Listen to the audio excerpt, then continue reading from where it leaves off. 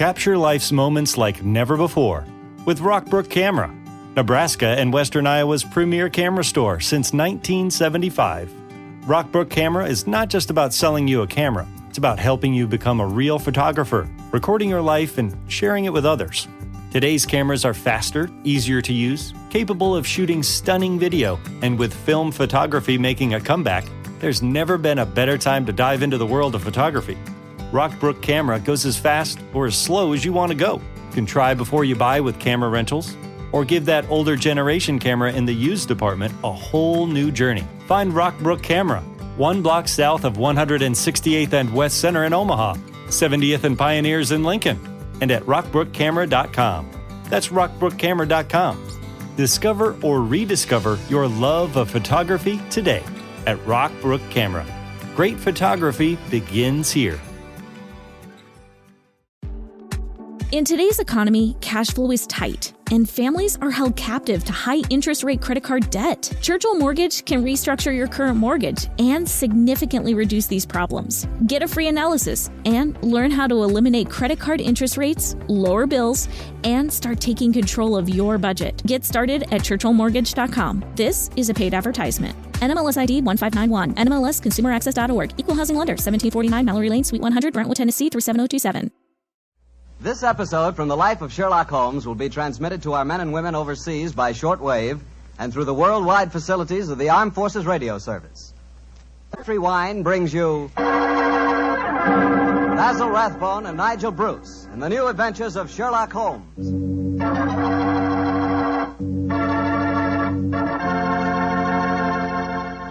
The Petrie family, the family that took time to bring you good wine, invite you to listen to Dr. Watson tell us another exciting adventure he shared with his old friend, that master detective, Sherlock Holmes.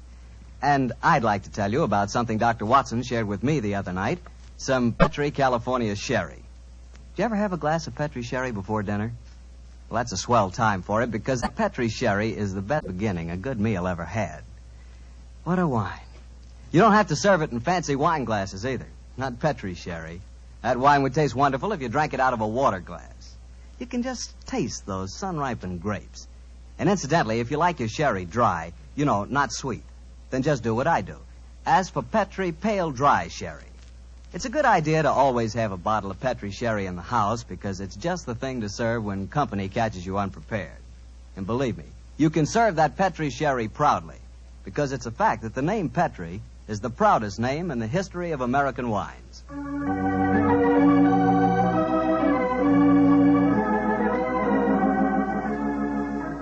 And now let's visit with our good friend, Dr. Watson. I know he's expecting us. Come in.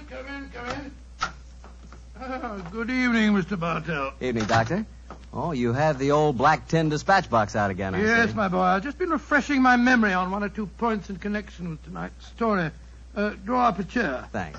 That's it. The tobacco's in the jar beside you. Thanks, Doctor.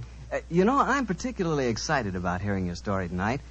Last week, you told us that Sherlock Holmes' brother, Mycroft Holmes, took part in the adventure. That's quite right, Mr. Bartell. I didn't even know Mr. Holmes had a brother. I wish you'd tell me something about him. Well, Mycroft was 7 years older than Sherlock, but the difference between them was amazing. While Holmes was lean and consumed with a burning energy, his elder brother was fat and lazy. And yet Holmes has often told me that Mycroft was his superior in powers of observation and deduction. Well, now that you've thoroughly whetted my appetite, Doctor, how's about it? Very well, my boy. I suppose this story really began in Mycroft Holmes's room at the Foreign Office in London. Although I've said he was a lazy man, he did hold a position of considerable importance. In fact, you may remember that on more than one occasion, Holmes has said, Mycroft is the British government. But to get back to my story. It's on a June morning in 1912, just before the First World War, that a young man in the Foreign Office named Guy Travers stood talking to Mycroft Holmes, who sat sprawled in an armchair before him, his feet resting on another chair, his cupped hands cradling his ample stomach. Mr. Holmes? I said, Mr. Holmes, you haven't gone to sleep, have you, sir? No, Travers, I'm not asleep. I'm just waiting for you to get to the point. Well, sir, the point is that I'm on the track of the most elusive female spy. Dear me, how exhausting. She's dangerous, sir, very dangerous. She's not only a collector of information, but a sort of central clearinghouse of military secrets as well. You seem to be a little young, Travers, to be on such a case. I asked for the assignment, sir. Why? Female spies aren't as glamorous as they sound, you know. No one knows that better than I do, sir. You see, my brother got mixed up with this girl 2 years ago. He was cashiered from his regiment and committed suicide. I'm sorry, Travers. Tell me what you found out about her. You say you've been on her track? I've traced her to a number of seaside towns, but she keeps slipping through my fingers. Have you a list of the towns? Yes, sir. What? No. You read them to me. Well, I first got on her track at Torquay. From there, I tried Weymouth, Bournemouth, Portsmouth, Bognor, Worthing, Hove, Brighton, and... I trust you drew the obvious conclusion. I think I did, sir. Several of those towns are naval bases. No. The list you've just read me is a recognized theatrical circuit. Oh, I never thought of that.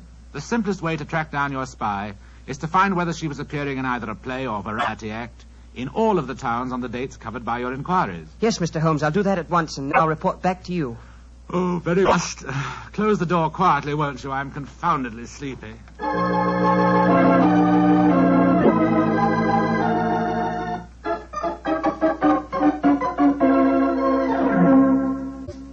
Mr. Holmes? Mr. Holmes, you haven't gone to sleep again, have you, sir? Oh, it's you, Travers. Well, what did you find out? A great deal, sir. The only theatrical show that was appearing at all of those towns was a magician's act called The Great Gandolfo. I trust you went and saw the performance. Yes, sir. Last night at Hastings. And? The magician's assistant was a girl who looked exactly like the one I saw my brother with 2 years ago. Did you go backstage and talk to her? Yes, sir. But it's a funny thing. For though she looked exactly like the other girl, I swear she isn't the same one.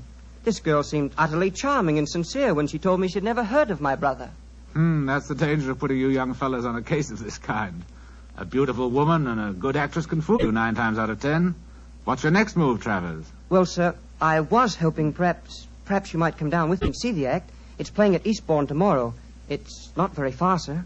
Stir my 20 stone. leave the comforts of my office and club to track a spy. No, my boy.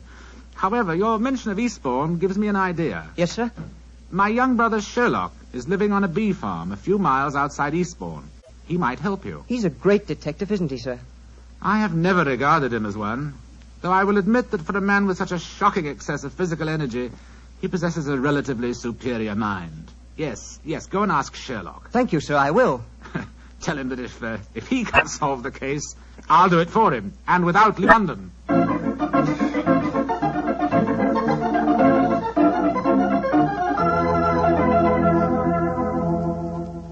And so, Mr. Holmes, I did as your brother suggested and came down here to Eastbourne to tell you about the case. I quite understand, Mr. Travers. Very interesting stories, too, my boy. I'm certainly glad that I happen to be staying down here with you, Holmes. You'll handle the case, of course. I'm undecided, old fellow. The problem presents some interesting possibilities, and yet my life here among the bees has taken on a pleasant and soothing pattern. Oh, I hate to disturb it. Oh, come, Holmes. It'll be good for you to get away from your wretched beats for a few days. I forgot to tell you, Mr. Holmes. As I left your brother, he told me that if you couldn't solve the case, he'd do it for you, without leaving London. Dear old Mycroft, he meant that as a challenge. Hand me the paper, will you, Watson? Yeah. Thanks, old chap. Oh, what are you looking for? The amusement guide. Here it is. Devonshire Theatre, Eastbourne, twice, nightly varieties, 6:30 and 9, The Great Gandolfo, King of Magic. You mean you'll come to the theatre with me tonight, Mr. Holmes? Certainly. I can't allow Mycroft's challenge to go unanswered, and I'm sure that Dr. Watson will accompany us when I tell him Miss Sissy Gitana is also appearing on the bill singing, an old favorite of his. There was I waiting at the church, waiting at the church, waiting at the church. I found he'd left me in the lurch. Lord, how it did upset me. All at once he sent me round a note. Here's the very note. This is what he wrote. Can't get away to marry you today. My wife won't let me.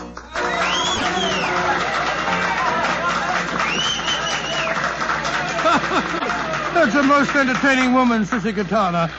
And dash good looking, too. My wife won't let me. The Great Gandolfo's next, Mr. Holmes. Yes, I was just studying the program.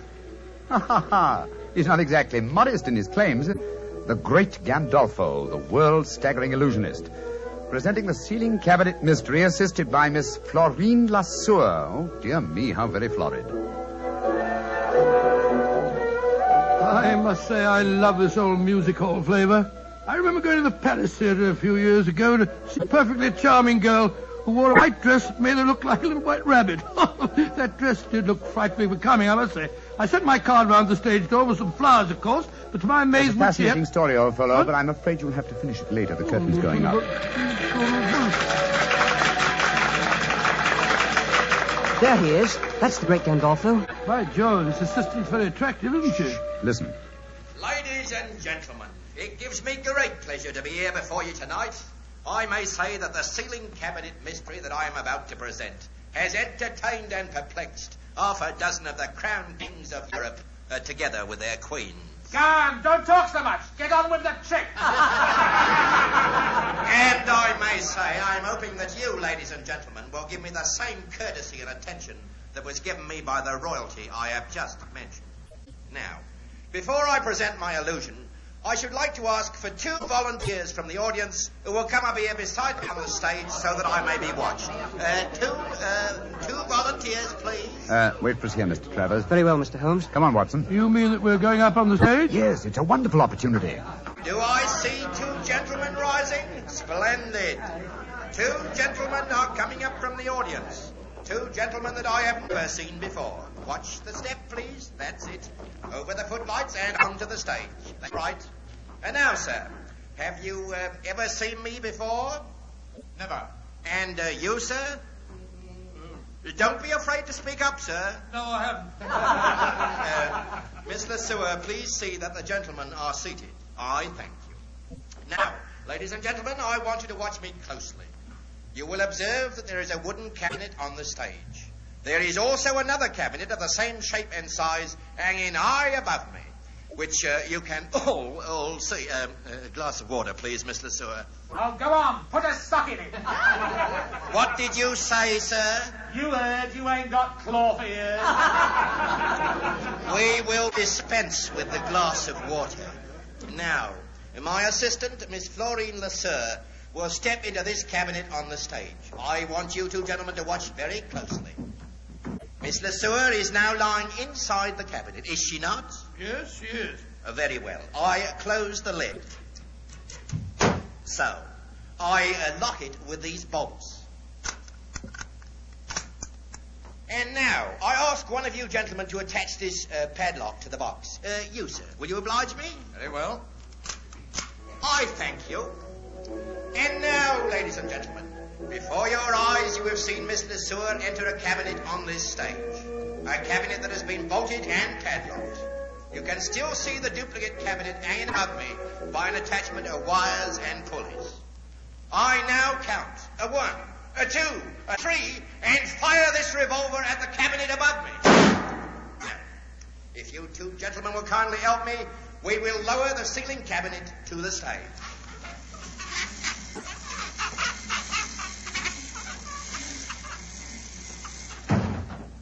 You will notice that this cabinet is also bolted and padlocked. I will ask one of you 2 gentlemen to unbolt it. I thank you, sir. And to this gentleman I shall hand the key of the padlock. Kindly unlock it, sir. I thank you. And now, if you will both raise the lid of the cabinet. And here, ladies and gentlemen, is Miss Florine Lesueur. I thank you, ladies and gentlemen. I thank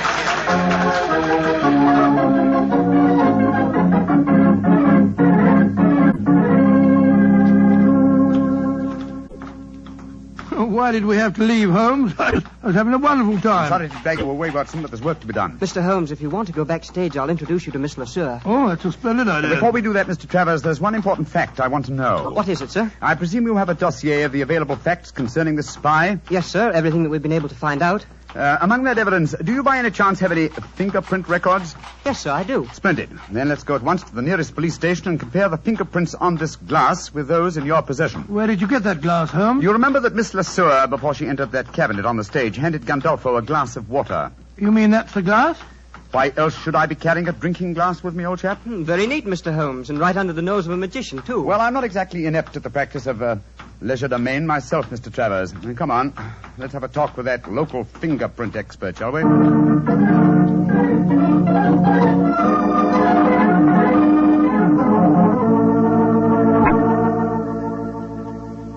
Mr. Holmes, the fingerprints on this glass you brought me are not the same as the ones shown in this record. Yep. Oh, absolutely, sir. Just as I thought. I'm much obliged to you. Always glad to help a gentleman like you, Mr. Holmes. Thank you and good night. Come on, Travers. Watson? Yes, I wish you'd explain what you're up to, Holmes. So do I, sir. I'm completely in the dark. Surely it's obvious. The only way Gandolfo's trick could be done is by using twin girls, dressed identically, of course. One in the cabinet on the stage and the other in the cabinet hanging from the ceiling. I don't know whether you noticed it, Watson, but there were small holes drilled around the base of the box, undoubtedly to enable its occupant to breathe. By George, of course. That would explain why the girl I spoke to didn't seem to know me, or my brother when I spoke of him. Mm-hmm. Exactly. And in any case, how better could a spy hide herself from a role where her employer, a magician, must, by the very nature of his trick, deny her existence? The question is, which girl is the spy? This fingerprint test has given us the answer. You mean it isn't the girl on the stage who once assisted Gandolfo? It certainly is not, old fellow. Your spy will be in the cabinet, suspended high above the stage of the Devonshire Theatre at 9 o'clock this evening. But this time we will watch the performance from the audience.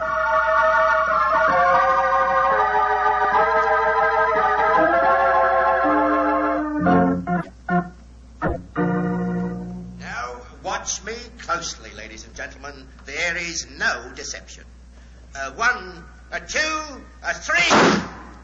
And now, if you two gentlemen will kindly help me, we will untie the ropes and lower the ceiling cabinet to the stage. Holmes, we mustn't let her get away. Don't worry, old chap. But keep your eyes skinned. He may have a surprise for us. And I will now ask one of you two gentlemen to unbolt the cabinet. I thank you, sir. And now, if this gentleman will take the key and unlock the padlock, I thank you, sir. And now, if you will both raise the lid of the cabinet, I thank you. And here, ladies and gentlemen, is Miss Florine Lesueur. Miss Lesueur, step out, please. Miss Lesueur, bring down the curtain. There's been an accident. Come on, Watson. Let's get up on the stage. Right, you are, Holmes.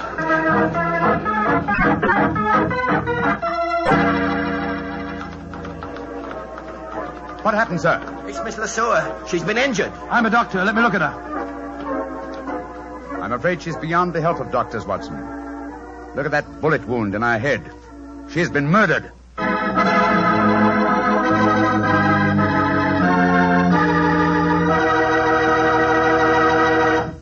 We'll hear the rest of Dr. Watson's story in just a few seconds, so I'm just going to make a very quick suggestion. If you like good food, who doesn't, you'll find that good food always tastes better when accompanied by a good glass of Petri wine. And Petri makes wonderful mealtime wines. If you like a red wine, you know, to go with any meat or meat dish, you'll really like Petri California Burgundy. And if you prefer a white wine to go with chicken or fish, you couldn't ask for a better one than Petri California Sauterne. Remember those two wines, huh? Petri Burgundy and Petri Sauterne. They're Petri wines, so you know they're good.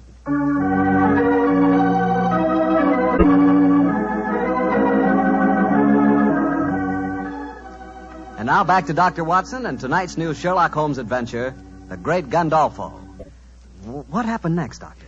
You just got to the part where you and Sherlock Holmes on the stage of a vaudeville theater were examining the dead body of one of the great Gandolfo's assistants. That's right, my boy. As you can imagine, the excitement was intense. The local police were soon at the theater, and the officer in charge, a certain Sergeant Buff, seemed to take a very great personal dislike to Sherlock Holmes. So, the great Sherlock Holmes comes out of retirement to teach our police force how to handle a case, doesn't he? Sergeant Buff, you're being ridiculous. I'm not trying to teach the police anything. You follow your own line of investigation, and I'll follow mine. And supposing I say I don't want private detectives poking their nose into a police investigation? Then, my good man, I shall report your conduct to the local chief of police and obtain the necessary permission. No need to get uppity about it, Mr. Holmes, but too many cooks spoil the broth, you know. Oh, an extremely profound remark, Sergeant. And now, if you'll excuse me, I've work to do. And so have I. And we'll see who gets to the bottom of this first. I'm going to Gandolfo's dressing room. Holmes, I'm worried about the dead girl's twin sister. I've been looking for her everywhere, and no one seems to have seen her since the tragedy occurred. Naturally, my dear chap, you'd hardly expect her to reveal the secret of the cabinet trick by exposing the fact that the dead girl had a twin. But I never thought of that. But we saw her there on the stage when the trick started. Seems to me that she's in great danger. She is in very great danger. But don't worry.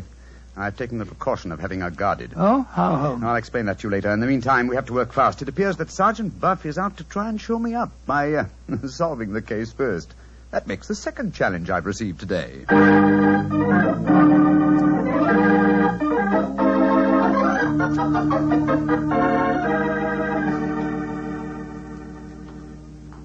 Well, Mr. Holmes, and how are you getting along? Splendidly, thanks. And you? I'm beaten. I don't mind admitting it. I thought at first the one man it couldn't be was Gandolfo because he was on the stage all the time.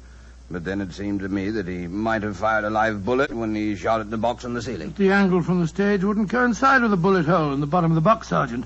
That shot must have been fired from the audience below. Mr. Holmes, you know who did it, don't you? Yes, Sergeant, I do. Well, I wish you'd tell me, Mr. Holmes. It should be obvious, Sergeant. Once you examined the corpse, please tell the sergeant your findings. The girl was lying on her back in the box. There was a small hole in her forehead and a large one in the nape of her neck. Exactly. And since the point of entrance of a bullet is smaller than the point of exit, it proves that she must have been shot lying in the box from above. Once the box was in position over the audience, she could have been shot only from below. Therefore, the girl had already been killed when the box was hoisted to the ceiling. By Jove, yes. And only one person could have done that. Only two. How do you figure that out, Mr. Holmes? The dead girl's sister had the same opportunity as the great Gandolfo himself. Of course she had. Now I see why you were having her watched, Mr. Holmes. If you'll excuse me saying so, sir, I begin to think it's a good thing you're on this case after all. Oh, that's very generous of you, Sergeant. And now, perhaps, if you'll do me the favor of keeping an eye on Mr. Gandolfo yourself. Of course I will, sir. Where are we going, Holmes? To the Jolly Fisherman Hotel to call on La Sueur. How do you know she's there? I just received a message from young Travers. He followed her on my instructions as she left the theater. Come on, old chap. There's no time to be lost.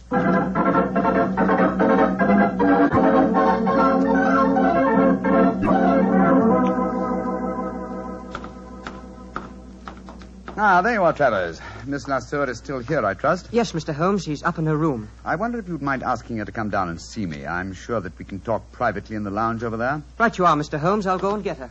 What are you going to say to Miss La Sueur, Holmes? That depends on her attitude, old chap. Come on, let's go into the lounge, shall we? Oh, it's a lucky thing that you had her followed. It was an obvious precaution, Watson. You see, I realized from the very nature of the cabinet trick that Miss La Sueur would have to leave the theater after escaping through the trapdoor below the cabinet that was on the stage, before her twin sister descended from the cabinet that was suspended from the ceiling. And she doesn't know that her sister's been murdered, huh? If she is innocent, she doesn't. And if she is innocent, then we'll know that our murderer is Gandolfo. Shh. Here she comes. I've told Miss Le Sueur that you want to talk to her privately, Mr. Holmes. If it's the act you want to talk about, Mr. Holmes, I've nothing to say. Magicians have a code of honor, you know. I quite appreciate that fact, Miss La Sueur. Won't you sit down? What do you want with me? I have news for you. News of your twin sister. I haven't got a twin sister. My friend knows exactly how the cabinet trick is done, my dear young lady. Yes, you might as well tell the truth, Miss Le Sueur. Well, all right then, so I have a twin sister. What of it? No crime in that, is there? What are you getting at? I want you to believe that I'm here to help you, my dear. You're going to need help and courage. What are you getting at? Oh, come on, tell me. I'm sorry to be the bearer of bad news. Miss La Sueur, your sister is dead. Dead? Huh. I don't believe it. I'm afraid it's true. She was murdered. You're lying. This is a trick. You're trying to make me give myself away. I'm trying to get at the truth. Your sister was found shot through the head when the cabinet was lowered to the stage tonight. I still don't believe it. Why should my friend lie to you? How was your sister the last time you saw her for the commencement of the act? No different from any other time. Who was responsible for superintending her entry into the cabinet? Gandolfo, or me.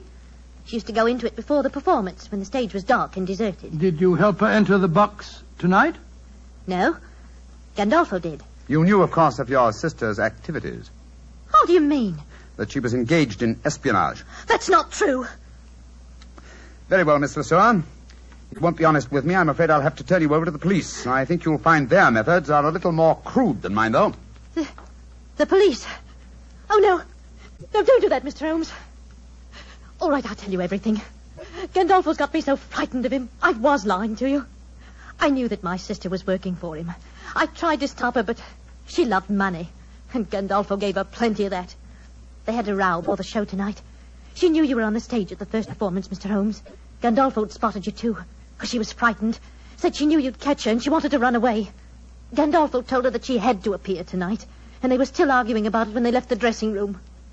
The dirty swine killed her because he was afraid she'd give him away. And now he'll kill me, too. Don't worry, my dear. The great Gandolfo will be beyond the help of magic before this night is out. Yes, he'll be behind bars where he belongs. Travers. Yes, sir. Stay here with Miss Lesueur, will you? We'll be back later. At the moment, there is unfinished business awaiting us at the Devonshire Theatre.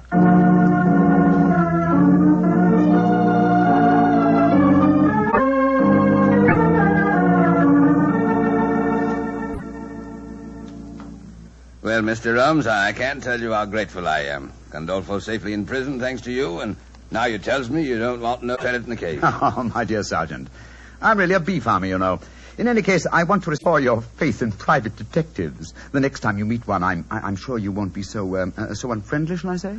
I'm humble, sir. I'm very humble, and I thank you very kindly for all you've done.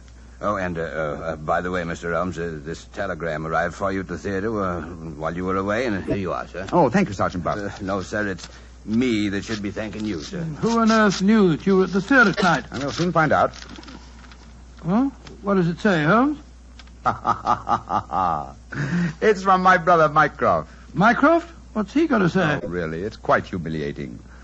After all, he said he wouldn't have to, and he never did leave his armchair in London. Listen to this. Have just checked on Gandolfo's repertoire of magic tricks. You will find spy in bar suspended from ceiling of theater. Elementary, eh, my dear Sherlock? Why, Joe Holmes, he really is amazing, isn't he? He is also a prophet, old chap. Prophet?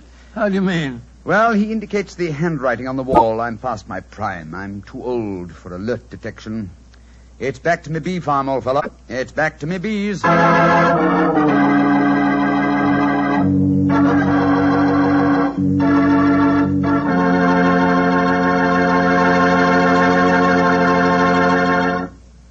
Doctor, that was a swell story. I bet it was an interesting case to work on. Yes, it certainly was. I've always had a fancy for the theater, you know.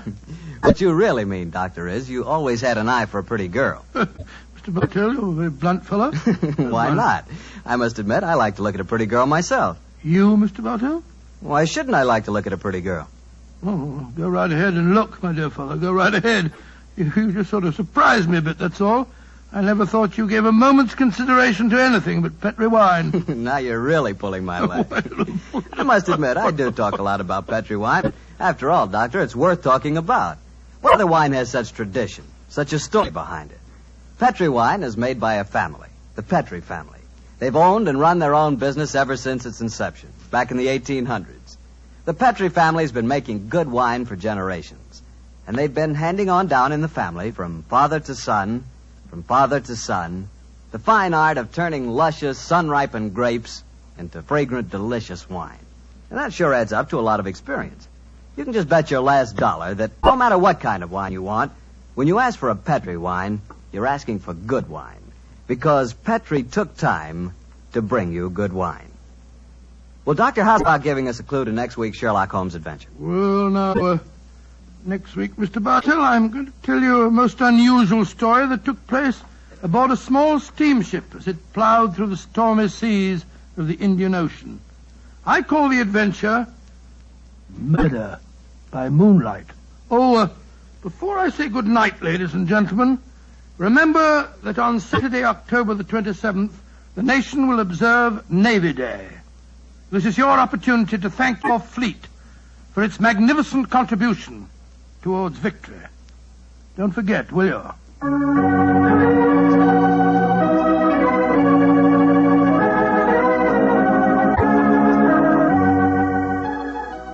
Tonight's Sherlock Holmes adventure is written by Dennis Green and Anthony Boucher and was suggested by an incident in the Sir Arthur Conan Doyle story, The Second Stain.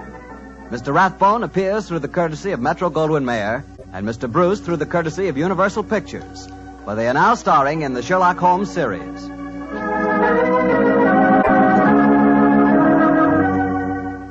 The Petri Wine Company of San Francisco, California, invites you to tune in again next week, same time, same station. This is Harry Bartell saying goodnight for the Petri family. Sherlock Holmes comes to you from our Hollywood studios. This is the Mutual Broadcasting System.